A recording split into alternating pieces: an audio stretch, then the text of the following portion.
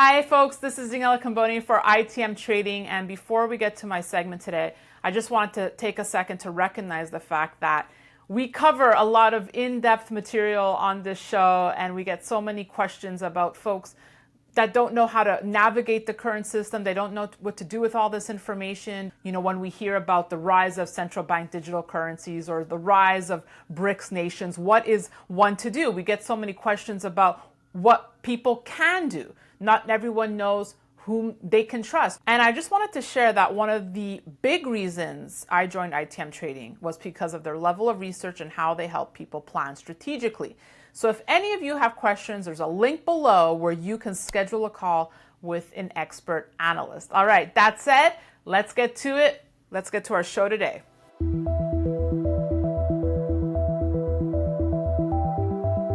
Hi, this is Daniela Cambone. Welcome back to the Daniela Cambone Show here on ITM Trading. Well, today we are catching up with Nomi Prins. She is the best-selling author of Permanent Distortion and Collusion, How Central Bankers Rigged the World. Perfect guest ahead of the much-anticipated Federal Reserve meeting today. Nomi, so good to be with you. Thank you so much, Daniela. What exciting times we have in the year that we have ahead. Well, yes, and I want to get to that point because I know that you have 5 important points to watch for 2024. You say that this is a different year, a peculiar year, and we're probably going to get to why you think that. But first, your thoughts on Jerome Powell and the Federal Reserve. Is QT over, Nomi, and is it time to start the timer for quantitative easing? Yes. Now here's the thing. I do not expect the Fed to cut rates at this first meeting out the gate. I don't actually expect them to cut rates until the second half of the year because though we've seen some abatement in inflation, I don't think that Jerome Powell wants to make a mistake. I think he wants to be extra cautious. But that brings us to QT and QE because that's sort of the back doorway to ease monetary policy before a specific rate cut. And here's what I was looking at, Daniela. So Yes. their book is at about 7.6, $7.7 trillion. Now that is Right. down from the almost $9 trillion that it was at the height of COVID, where they basically more than doubled it from the $4.1 trillion it was the January before COVID. So during that time, it's not down a lot. But what's interesting is that what we've been seeing from these meetings, especially the one in December, is that the Fed governors and the other people on the FOMC committee are talking about QE. And there's 2 reasons for that. One is banks are still flailing.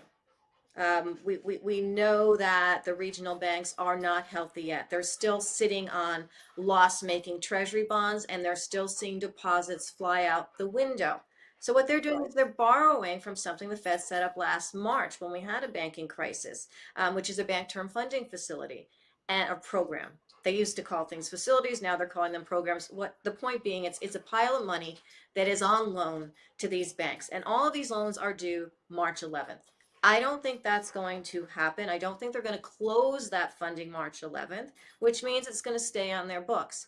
They cannot QT while they are kind of keeping open what is basically a QE or a money printing availability fund for banks. So I mean, it sounds like what are they going to do then? So what I think they're going to do is I think they're going to extend that facility, first of all, that program, because it was supposed to be just for 1 year. The idea was that, we had these 3 major bank fails last March. The Fed was going to open its books, which it did. It printed at the time up to $300 billion, even though it was technically in QT mode last March, printed the money anyway, just didn't tell anybody. I think there's a possibility they do some of that again. And rather than end the program, which they said they would do a year ago, this March 11th, I believe they're going to extend it.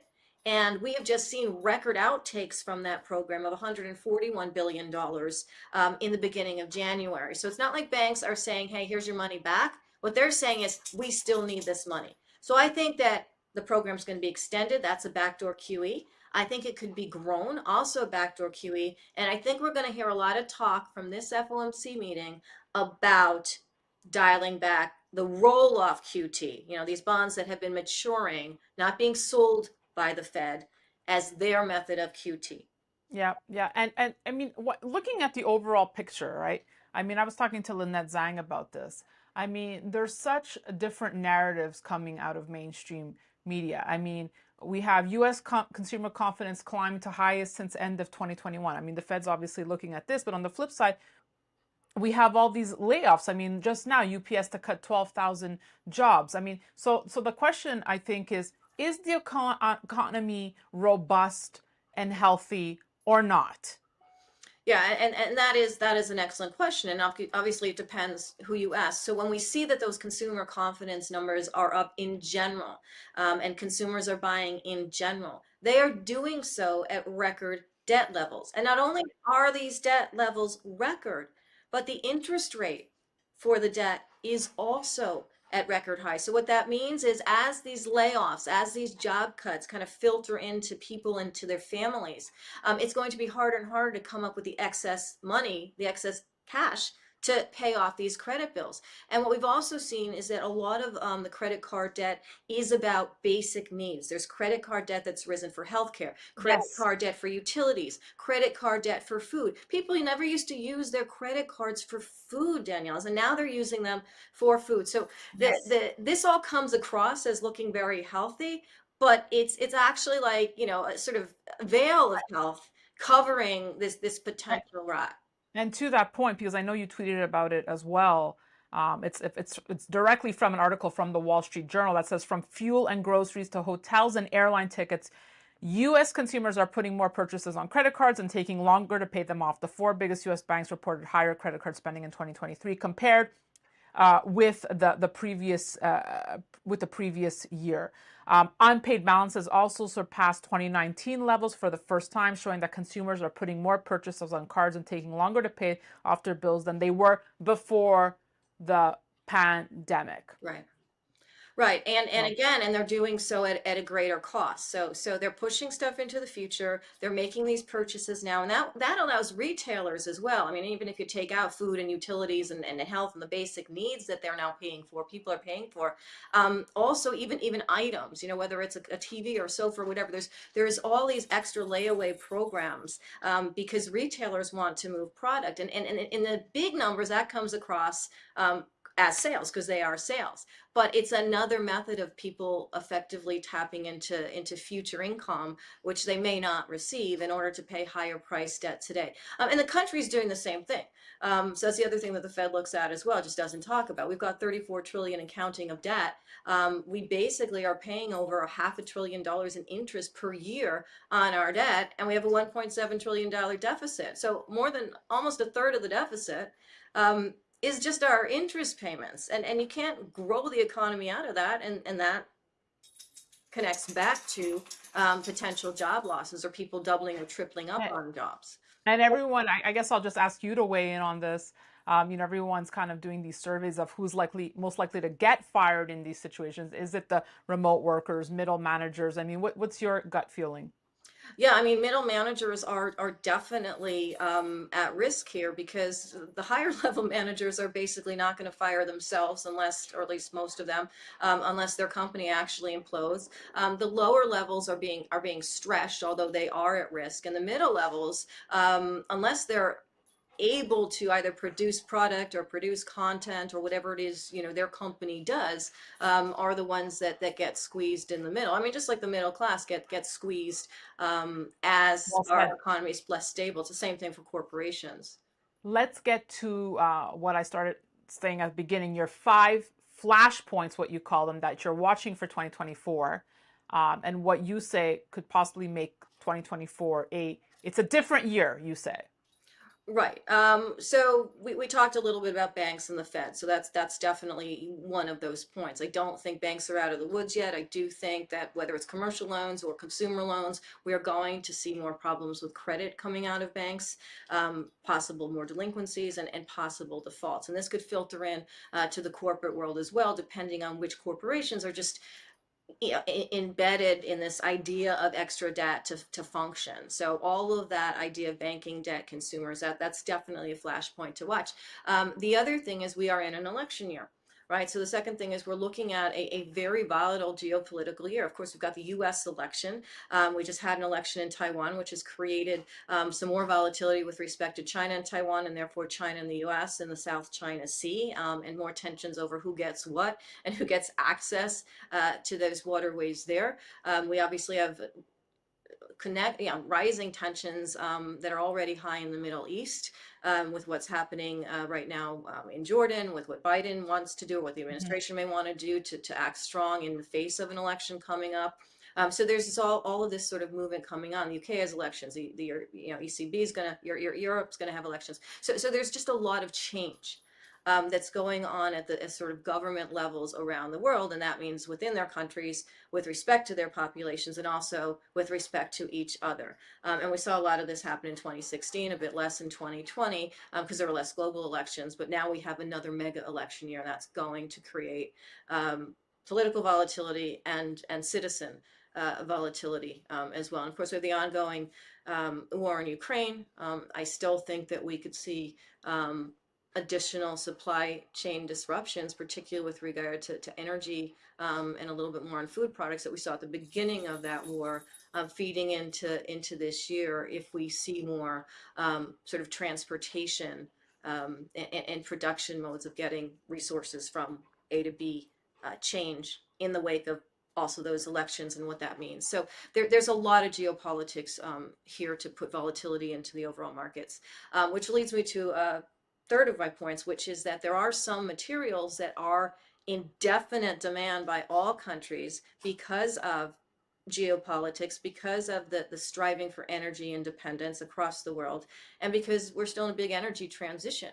And that means battery metals remain in demand. We saw a lot of those prices go down last year, like for example with lithium, copper, but I think that's going to shift this year. Rare earths are a large focus of the United States Defense Department, of the Pentagon, of the Navy Mhm. in aerospace, and not just in the United States, throughout the world. And that pertains to all of the different rare earths. And there's a lot of finds that are going on around the world that are, I think, going to see a lot of investment from countries and from investors. For example, there's large piles of rare earth minerals in Brazil, which are untapped, which basically I think can come to fruition now as the United States needs what they haven't had. China is doubling down on what they do have, and we're going to see a lot of flux from what's going on underneath the earth over the earth. Leads me to four, which is just the general emergence in AI. Now, one element that I focus on in AI Right. is not just the technology of AI. To me, it's data in, data out. We could have the longer conversation on that specifically, but where the industries that I think most connect into AI that relate to what we're just talking about is the energy industry, and of course the tech energy that needs energy, the tech industry that needs energy, because a lot of these materials are required for chips. They're required for efficient energy use, for efficient energy production. And I think those are going to be areas where that divide between AI and energy is going to come closer and closer together, and require resources and materials. And so all of that, I think, is a big area to watch as well. Okay, so just to wrap, because you brought up a very good point there on the Fed and election year, and I've asked other experts this, and yes, we're aware the Fed is an independent body, but are they going to feel the pressure, Nomi, that it's an election year and no president's going to win an election with not that it's a gloomy stock market by any means, but with a not robust stock market, and if we're in a recession? That's exactly right. The Biden administration wants the Fed to ease policy. I mean, that would be, if they were controlling the Fed, their their preference, and also that really releases some of the constraint on debt for the United States government, as well as for citizens, and makes everybody just feel better. That said, the Fed is independent, and Powell has this ego. I think that has been particularly acute through this entire monetary tightening period. He's really over tightened, and he's done this to overfight inflation, of which many of the components he cannot control. He cannot actually control rent or the housing market or fuel, or food. He actually can't. He can just sort of create more constraint in the credit people basically pay for and Do live you think by these he things. do you think he thought he would have had control over that? I think he did think that, ironically. I think obviously he was late to the party. The Fed was late in terms of looking Yeah. at supply side inflation.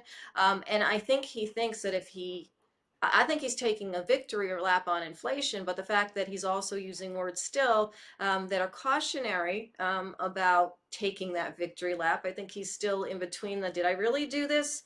Could I have really done this? Or this just happened because it's an economic cycle.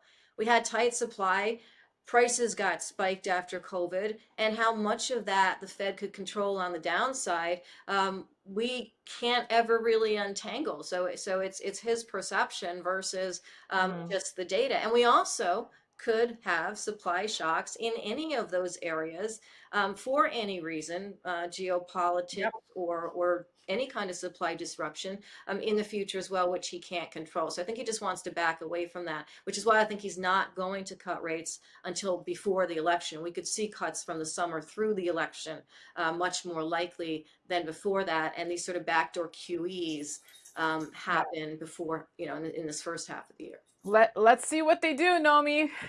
Let the fireworks begin. Let's see. Exactly. We're gonna sit back, make a bag of popcorn, Exactly. and let's see what they do. But it sounds in the meantime that you have a puppy who desperately wants your attention, who reminds me of my toddlers. So I will let I you. do this every time I talk about the economy. There's Oh, puppy there's more than one. I'm guessing golden retrievers. a griffin and a min pin, and every time they hear economics, and they think it's fun. I don't know. They love hearing mommy speak. Well, I'll let you tend to them. They're more important. Thank you so much, Nomi. Thank Always a you. pleasure. Thank you. And thank you for watching. We'll have more great content. So be sure to stay tuned to the Daniela Cambone Show. We'll always have the best interviews for you. And you can be sure to not miss a beat by signing up at danielacambone.com. That's it for me. Thanks for watching.